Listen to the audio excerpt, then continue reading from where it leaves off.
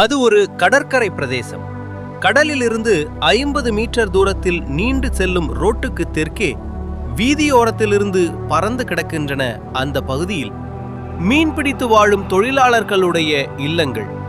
அந்த இல்லங்களின் தெற்கு எல்லையில் தங்கத்தின் குடும்பம் இனசனங்கள் என்று சொல்வதற்கு யாருமில்லாத ஒரு தனிக்குடியாகவே இன்றும் இருந்து வருகிறது. அந்த மீனவ குடும்பங்களுக்கு மிக நெருக்கமாக தனக்கென்றொரு குடிசையை போட்டுக்கொண்டு தங்கத்தின் பாட்டனான பொன்னன் அதில் குடியேறி அங்கு வாழ ஆரம்பித்து ஏறத்தாழ 60 ஆண்டுகளுக்கு மேல் இருக்கும். பொன்னன் அங்கு வந்து குடியேறி தன் வாழ்வை தொடங்கியது ஒரு தனிக்கதை.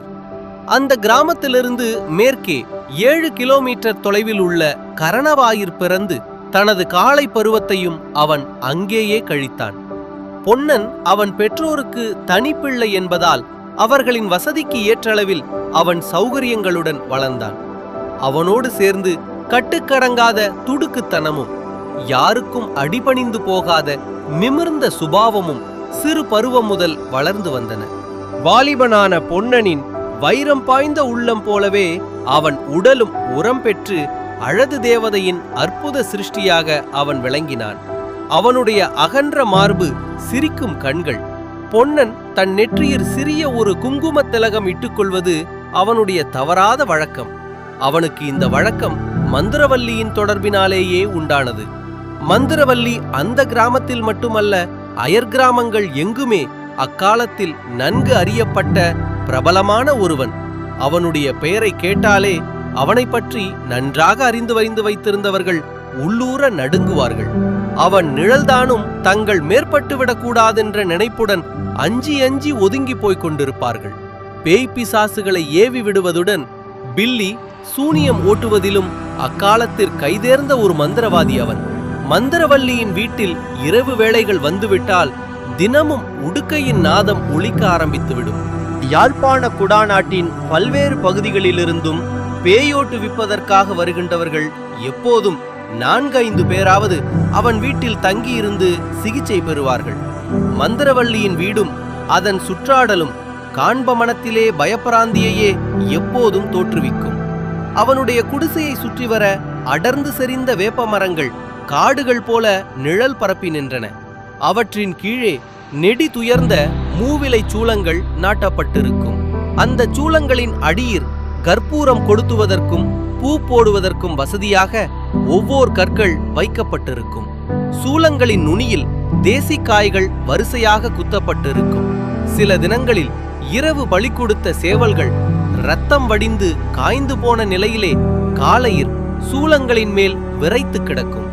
திருநீரு, சந்தனம், குங்குமம் என்பன அந்த இடத்தில் எங்குமே இறைந்து கிடக்கும்.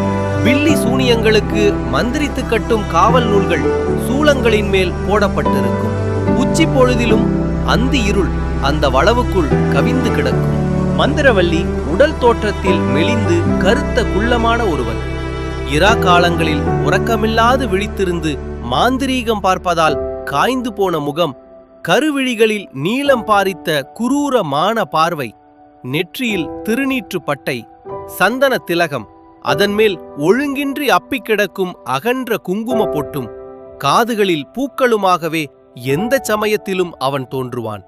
அவன் ஒருவனுக்கு சூனியம் செய்தானென்றால் அதனால் உண்டாகும் இரணத்துக்கு சிகிச்சையே இல்லை என்று எல்லோரும் நம்பினார்கள். இன்னொரு மந்திரவாதியினாலோ அல்லது என்ன ஒரு வைத்தியரினாலோ அந்த இரணத்தை சுகப்படுத்த முடியாதென்றே முடிவாக கருதினார்கள். மந்திரவல்லி உலகம் உறங்கும் வேளையில்தான் விழித்துக் கொண்டு நடமாடி திரிகின்ற பேரிர் வழி. நடு இரவிலும் சில மைல்கள் நடந்து அயர் கிராமங்களுக்கு அவன் தனி வழி போய் வர வேண்டியிருந்தது.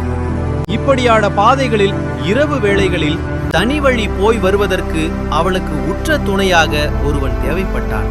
அவன் தனது பாதுகாப்பை மனத்தில் கொண்டு பொன்னனை தனக்கு துணையாக சேர்த்து கொண்டான். பொன்னனின் கம்பீரமான தோற்றமும் துணிச்சலும் சிலம்பாடுவதில் அவனுக்கு இருந்த திறமையுமே மந்திரவல்லியை வெகுவாக கவர்ந்தன. மந்திரவல்லி எந்த ஒரு இரவு நேரத்தில் வெளியே செல்வதற்கு புறப்பட்டாலும் பொன்னனின் துணையில்லாமற் கிளம்ப மாட்டான். பேய் உறங்கும் நடுச்சாம வேளைகளில் மயானத்திலும் சமுத்திரக்கரையிலும் மந்திரவல்லிக்கு பக்கத்தில் பொன்னன் துணையாக நின்று கொண்டிருப்பான். மயானத்திற் புதைத்த பிணங்களை புரட்டி எடுத்து வள்ளி மாந்திரீகம் செய்யும் வேளைகளில் கூட சென்ற சிலர் மயக்கம் போட்டு கீழே விழுந்திருக்கிறார்கள். இப்படியான சந்தர்ப்பங்களிலும் மனத்தில் எந்தவிதமான தடுமாற்றமும் இல்லாது பொன்னன் நடப்பவற்றை பார்த்து உறுதியுடன் சிரித்துக் கொண்டு நிற்பான். இரவு வேளைகளில் மந்திரவல்லியுடன் அவன் புறப்பட்டு விட்டான் என்றால் அவனுடைய மடிக்குள் விரித்தபடி தயாராக எப்போதும் ஒரு வில்லு கத்தி இருந்து கொண்டிருக்கும். பொன்னன் நெற்றியில் எப்போதும் வைத்துக் கொள்ளும் குங்கும திலகம் மந்திர உச்சாடனம் செய்யப்பட்ட அபூர்வமான வசிய சக்தி உள்ளதாகவே எல்லோரும் கருதினார்கள். அந்த திலகத்தை பார்த்த மாத்திரத்தே எந்த ஒரு பெண்ணும் அவனுக்கு வசியமாகி அவன் பின்னால் போய்விடுவாள் என்ற விதமான ஒரு கதை எங்கும் பரவியிருந்தது. பொன்னன் அவன் தந்தையைப் போல மரமேறும் தொழிலையே தனன் ஜீவனோபாயத்தின் பொருட்டு அக்காலத்தில் செய்து வந்தான். நிலபுலமுள்ள குடும்பங்கள் தங்களுக்கு சொந்தமான பனை மரங்களில் ஏறி கள்ளு கருப்பநீர் இறக்குவதற்கும் ஏனைய பிரயோசனங்களை பெற்றுக் கொடுப்பதற்கும் பொன்னன் போன்றவர்களின் குடும்பங்களை தமக்கு கீழ் பத்தாழ்மைக்காரர்களாக வைத்துக் கொள்வது வழக்கம். பொன்னனுடைய குடும்பம்தான் தங்க பொண்ணு குடும்பத்தின் பரம்பரையான பத்தாழ்மைக்காரர். தங்க பொண்ணுவின் குடும்பத்துக்கு சொந்தமான காணி, பூமிகளுக்கு வேலி, வாசல் அடைத்து பாதுகாப்பது, தோட்டந்துறவுகளை வேலை செய்வது, பனை மரங்களையில் ஏறி ஓலை வெட்டுவது, கள்ளு கருப்பநீர் இறக்குவது, ஆடு மாடுகளுக்கு உழவு தேடுவது, பனங்கொட்டைகளை பரப்பி பாத்தி போடுவது, கிழங்கு முற்றிய பின் நிலத்திலிருந்து கிண்டிக் கொடுப்பது போன்ற தொண்டுகள் அவர்களுக்கு உரியவை. தங்க பொண்ணு குடும்பத்தில் இடம்பெறும் நன்மை தீமைகளின் போதும் அவர்களுக்கென்று பாரம்பரியமான சில பிரத்யேக கடமைகள் உண்டு. பொன்னன் அவன் தந்தையின் பின்னர் தங்க பொண்ணு குடும்பத்தின் பத்தாழ்மையை கவனித்து வந்தான்.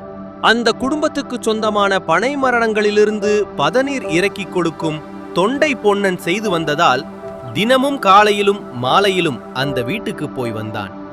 பங்குனியும் சுட்டெரிக்கும் வெயிற்கொடுமையால் தண்ணீர் தாகம் வந்த போதெல்லாம் தண்ணீர் பருகுவதற்கு அவன் அங்கு போவது வழக்கம்.